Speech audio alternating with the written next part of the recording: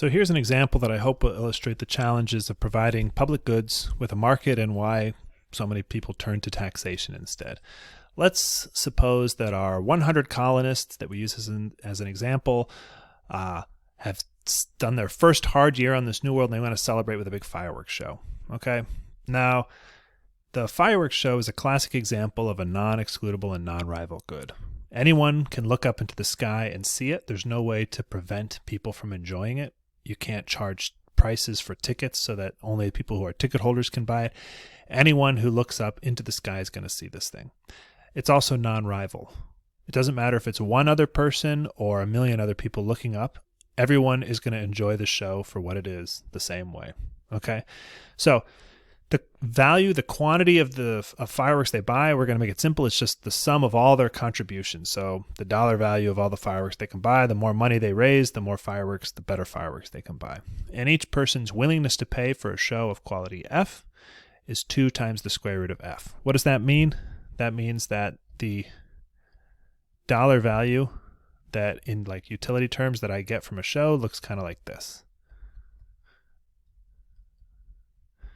I like the better the fireworks shows, the more I like it, but with declining marginal utility. Okay, so at some point, each additional dollar wows me, or like each additional bit of fireworks wows me less than the last one. So the question is basically, how big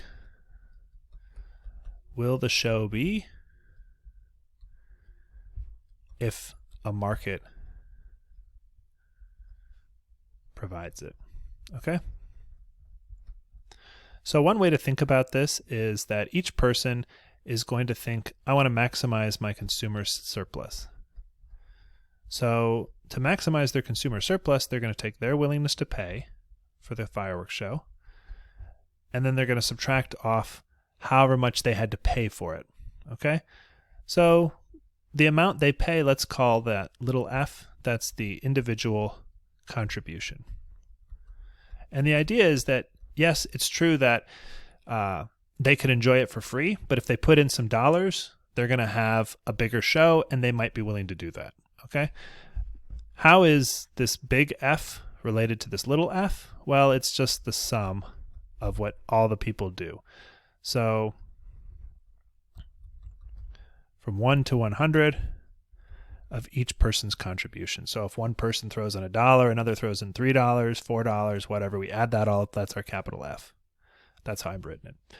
So we can write this problem as follows. 2 times the square root of, instead of capital F, let's write sort of like we're in a Cornell game, my contribution, and I'm going to say I'm person I, plus all the other people's contributions, which I'm going to call capital F minus I. So that's like all the money everybody else puts in except for me.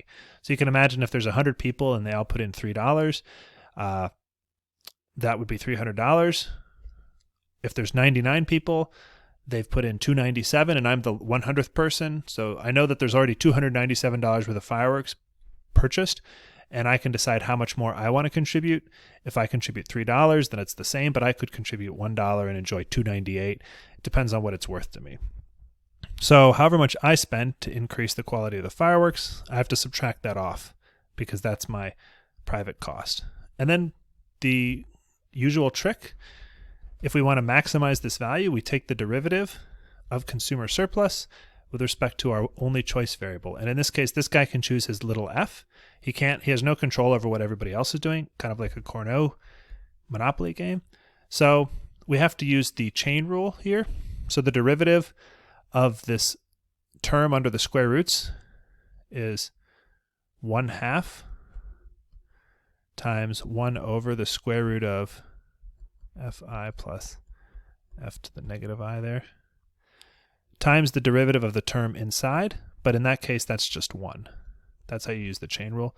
And then the derivative of this term over here is 1, and that should be equal to 0. This tells us how our consumer surplus is changing as we spend more and more money, right? And if it's not going up anymore, then we're done. We're not going to spend any more money. So notice that 2 over 1/2, that cancels, and we end up with 1 over the square root of fi plus f to the negative I equals 1. if we add 1 to both sides.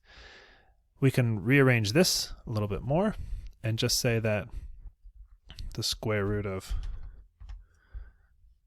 my contribution plus everybody else's contribution is going to equal 1. I can square both those terms, and now I get that fi plus f to the negative I is equal to 1.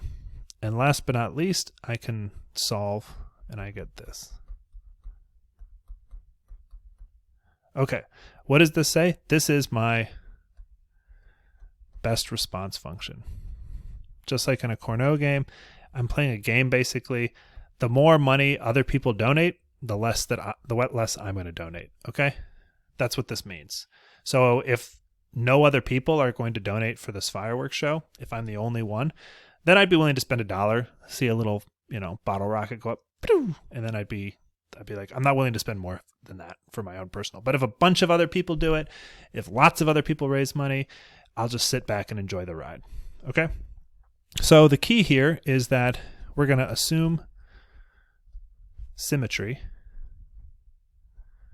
which means everyone is going to choose to do the same thing. If everyone does the same thing because they're all the same type of person, they all have the same consumption and utility, then that means that this capital F is going to be n, not n. There's 100 people, so 100 times the contribution of each individual. And we know that, for example, F to the minus I is the other 99 people, so that's going to equal 99 times F, so on. And if we use our best response function, we're going to get F equals 1 minus 99F, which I'll spare you the details, has this solution. Okay?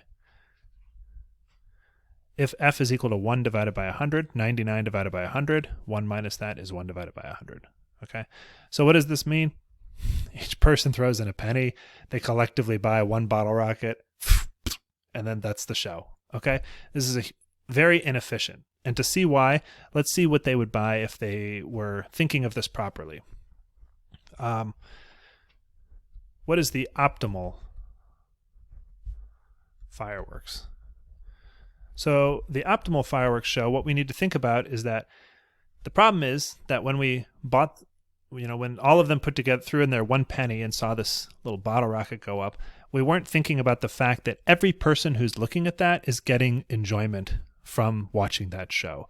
So we need to think not just about the willingness to pay of each individual, but we need to think of the willingness to pay of everyone together.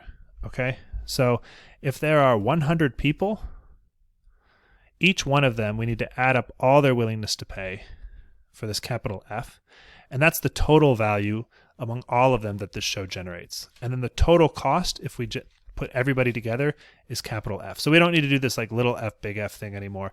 We're just going to think about if the entire town got together and decided how big a show do we want, this term here is basically the town's collective willingness to pay, and then this is their collective expense, which will be divided, we'll later see, up among 100 people. So if we solve this, it looks like, we can rewrite it as like 200 square root of f minus capital F. Take the derivative of the thing we control. We get 200, 1 over 2 times the square root of f minus 1 is equal to 0. The 2's in the 200 divided by 2 is equal to 100, so we end up with 100 divided by square root of f equals 1, or let's go over here.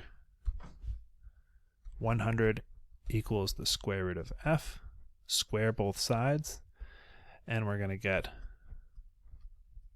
10,000 equals f. And then last but not least, if we want to think about how each person's contribution is going to be, we can divide this by 100 and say that each person will contribute equally, and we get down to f equals 100. So the optimal thing is for each person to throw in a $100 bill. That's going to generate this gigantic fireworks spectacular that they're all going to enjoy. But the challenge is that they're going to free ride, right? If everybody's tossing in $100, then and it's up to me at the end, like if I'm going to go along with it. If I don't have to, I'm going to free ride, and it's not like the extra $100 I put in is not going to increase my personal willingness to pay, like my personal value enough for it to be worth it. But if you think about the fact that my $100 increases everyone's enjoyment of the show by a little bit, then together it's worth the expense. That's the idea. So if they could decide together, the optimal F is much larger. So that's how much of the public good they should buy. And if we left it up to each person to decide how much they want to contribute, thinking only selfishly of themselves, they'd get this much smaller number. Okay? The challenge is that since this is non-excludable, everyone wants to free ride and to pay 100 or just 1 minus, they want to pay like 1 minus what everybody else is doing, which is going to equal 0 if we're going to not allow them to have any negative, like they can't get paid, all right, for not contributing. But anyway, basically, if everyone else is going to throw in $100, the optimal response for me is to throw in 0, but that's going to be the thought process of everyone. And so there's not going to end up being a fireworks show if we rely on this public service. Or if everybody throws in a penny, you know, we get this little piddly dink thing. And that's the best we can hope for. Now, one thing though that is important is that since everyone wants to free ride, we have to make payment